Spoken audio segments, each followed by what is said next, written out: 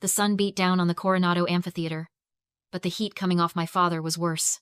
Richard was in his element, holding court with a group of parents we barely knew. His voice pitched just loud enough to ensure everyone within a 30-foot radius could hear his favorite punchline. Me. He pointed a finger in my direction, not even bothering to look me in the eye. She dropped out of the Navy, he announced, shaking his head with a theatrical sigh. Couldn't handle the discipline. You know how it is. Some kids are built for service, like my Tyler here. And some. He gestured vaguely at my plain civilian dress. Some end up handling logistics for a trucking company. But hey, failure runs out in the wash, right? He smiled that wide, pitiable smile he perfected years ago, the one that demanded sympathy for him and scorn for me. I didn't flinch. I stood stone still, checking my watch, while my brother Tyler, resplendent in his dress whites, stared intently at a spot on the pavement, silent. Before I tell you what happened when the 4-star general walked off the stage and stood directly in front of me, drop a comment. Where are you watching from right now? I want to see how far this story travels. I checked my watch again. Not because I was impatient, but because timing is the only thing that separates a successful operation from a casualty report. Richard took my silence for submission. He thought he was looking at a beaten dog, a 42-year-old woman who had washed out of basic training 2 decades ago and never recovered. He saw a disappointment. I saw a target package. My name is Bella. I am a Rear Admiral in the United States Navy and the current Director of Naval Intelligence. I didn't drop out. I was recruited. My failure was a cover story constructed 20 years ago to let me vanish into the kind of rooms that don't have windows or names. While Richard was telling his friends I couldn't handle the yelling, I was coordinating extraction teams in hostile territories. While he was mocking my trucking logistics job, I was moving assets that cost more than the entire state of California. But Richard didn't know that. And that ignorance was the only reason he was still standing. He leaned in close, his breath hot and smelling of stale coffee. Smile, Bella, he hissed, his voice dropping so the other parents couldn't hear the venom. You owe me this. You owe me for 18 years of housing and the tuition you flushed down the toilet. $250,000, Bella. That's the tab. And until you pay it back, you stand there and you let me speak. The $250,000 lie. It was his favorite weapon. For years, he had held this imaginary debt over my head, claiming that my quitting had ruined his financial future. He threatened that if I didn't fall in line, if I didn't pay his mortgage, he would call my boss at the trucking company and tell them what a flake I was. He thought he held the keys to my livelihood. The irony was sharp enough to cut glass. I had paid my own tuition. I had earned every rank on my collar, and for the last decade, I had been sending money home, tens of thousands of dollars funneled through an anonymous veterans grant that I had set up just to keep a roof over his head. He had cashed every check, probably spent it on Tyler's car payments, and then turned around to scream at me for being a financial burden. I looked at him, really looked at him, and the last vestige of filial guilt evaporated. He didn't want the money. If I wrote him a check for $250,000 right now, he wouldn't be happy. He would be furious. Because Richard didn't need a solvent daughter. He needed a failed one. He needed my failure to be the bedrock upon which he built the statue of his own ego. As long as I was the loser, he was the martyr who raised me. As long as I was beneath him, he felt tall. I'm not smiling, Dad, I said, my voice low and even. And the tab is closed. He blinked, confusion warring with rage. He opened his mouth to escalate, to threaten me right there in the aisle, but the PA system crackled to life. The ceremony was starting. He jabbed a finger in my face one last time, a warning, before turning his back to me to clap for the son he actually loved. I adjusted my stance, feet shoulder-width apart, hands clasped behind my back. He thought he was in control, because he was the loudest voice in the row. He forgot that in my line of work, the loudest one is usually the distraction. The real threat is the one you never hear coming. The ropes for the distinguished visitors section were thick, red velvet, suspended between polished brass stanchions. They were a physical line in the sand, separating the people who mattered from the people who watched. Richard stood as close to them as he could, without actually touching the fabric, vibrating with the need to cross over. He checked his watch, then checked mine, his eyes scanning the crowd for anyone important enough to impress. 5 minutes, he muttered. They should be seating the families now. He turned to Tyler, straightening my brother's collar with aggressive pride. You look sharp, son. Like a hero. Tyler nodded, his eyes sliding away from mine. He knew what was happening. He always knew. But Tyler had learned the same lesson I had, just from the other side of the equation. If you stay quiet, the predator eats someone else. Then Richard turned to me. The warmth vanished from his face, replaced by that familiar, sneering utility. He snapped his fingers. A sharp, percussive sound that cut through the low murmur of the crowd. "Here," he said, thrusting a heavy, designer tote bag into my chest. It belonged to Tyler's girlfriend, who was currently busy taking selfies by the stage. "And take these." He shoved 3 empty metal water bottles into my hands, the metal clanking against my rings. I stood there, arms full of other people's baggage, looking at him. "Well?" he barked. "Go fill them up at the fountain. Make yourself useful, Bella. Since you'll never be sitting in those VIP seats, you might as well serve the people who do. God knows you're used to fetching things in that trucking job of yours." He laughed. He actually laughed, looking around to see if the parents next to us were appreciating his wit. In that second, the heat in the amphitheater seemed to drop 20 degrees. I looked at Richard, and for the first time in 42 years, I didn't see a father. I didn't even see a bully. I saw a parasite. It hit me with the clarity of a satellite image resolving a target. This wasn't just cruelty. It was a survival mechanism. This was the scapegoat dynamic, in its purest, most toxic form. Richard didn't hate me. He consumed me. He looked at Tyler successful, handsome, lethal, and he felt small. He felt average. And a narcissist cannot survive feeling average. So he needed a counterweight. He needed a disaster to stand next to, so he could feel tall by comparison. I wasn't his daughter. I was his fuel. My failure was the battery that powered his ego. He needed me to be the screw-up so he could be the martyr who endured me.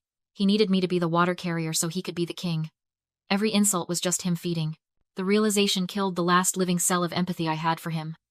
I wasn't angry anymore. You don't get angry at a tick for drinking blood, you just remove it. I said move, Richard snapped, stepping closer. Don't embarrass me.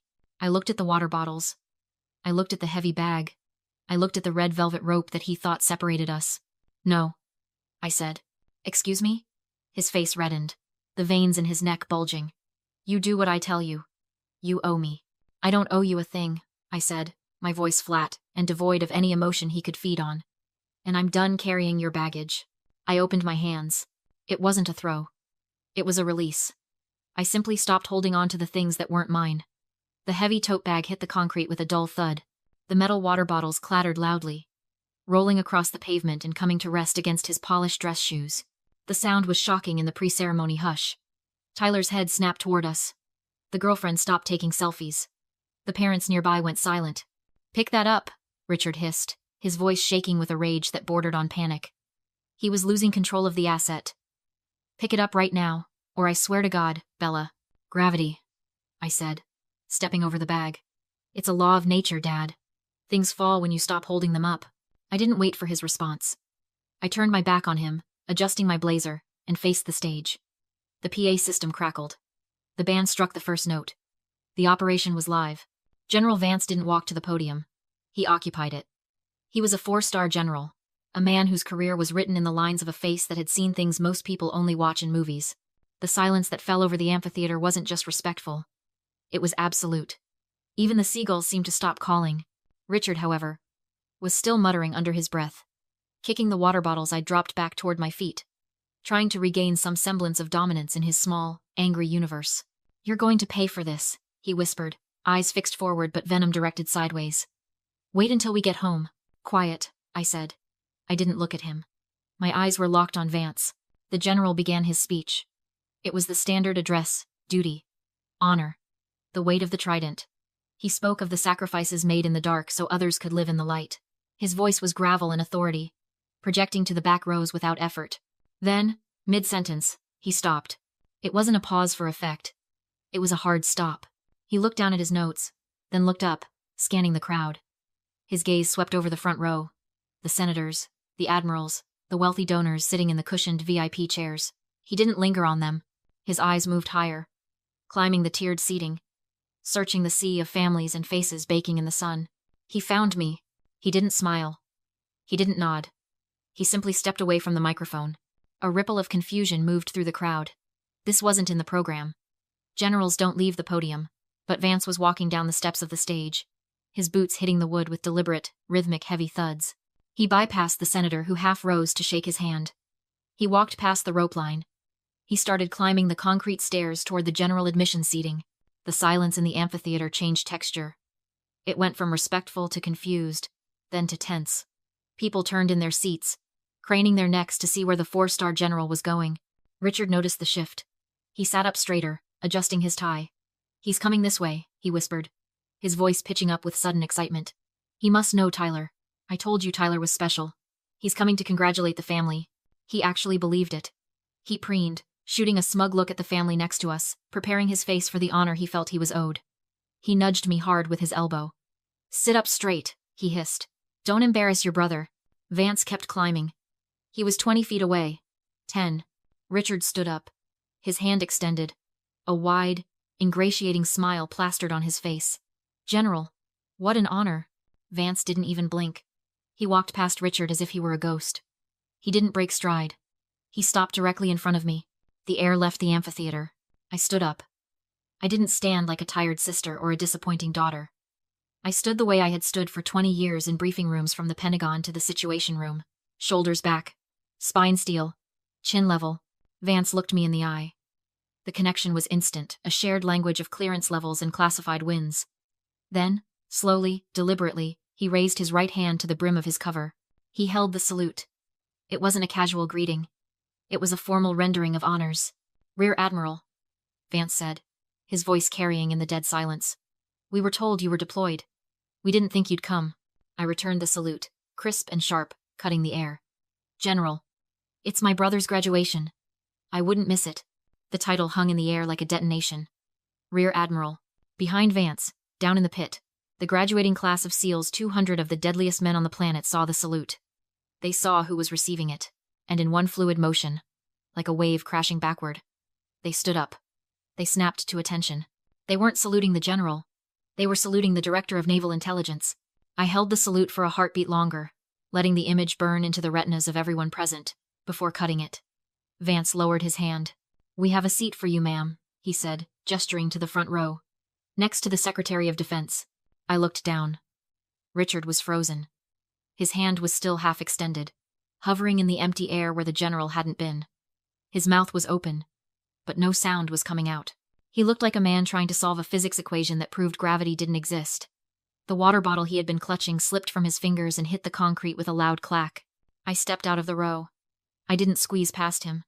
He shrank back, stumbling over his own feet to get out of my way, his eyes wide and terrified, fixed on my face as if seeing a stranger. I paused at the velvet rope, the barrier he had worshipped, the line he had used to measure my worthlessness. I unhooked it myself. "You coming, General?" I asked. "After you, Admiral," he replied. I walked through the rope, leaving the heat, the crowd, and the man who called me a failure behind in the dust. I didn't look back. You don't look back at the wreckage when you're the one flying the plane. The ceremony ended in a blur of handshakes and deference.